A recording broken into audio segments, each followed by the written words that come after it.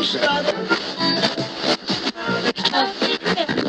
everybody, wanted to talk to you about that one part of your practice that everybody gets so excited about.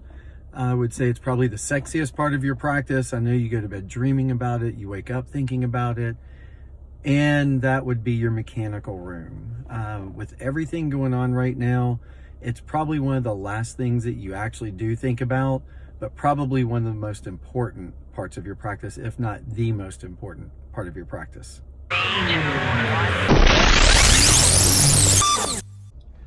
So why do I want to talk about your mechanical room? Well, quite frankly, with it being one of the last parts that you think about in your practice, it might be time to either upgrade or at least maintain it. And if you haven't done your annual maintenance, I suggest that we get our tech scheduled out there as soon as possible. In the event if they find anything, we can make sure that we can get parts in. And with all of the global supply chain issues that we're running into, as of now, at the beginning of November, should you need to replace a compressor or a vacuum or an amalgam separator, we can still get those things in pretty quickly, usually within a couple of weeks. And what happens if it goes down, then we don't want you to be stuck. So then we're having to rush something.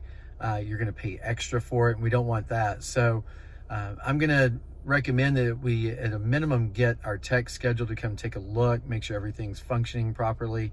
If you know that your vacuum or compressor are over 10 years old, let's just start thinking about what do we want to do in the event if it's on its way out, and then start looking at some pricing and some options and things like that. But I highly recommend we start getting on it now that we're in November and see what we can do for you before it becomes an emergency and then a have to versus okay, let's go ahead and do it now and get ahead of the curve.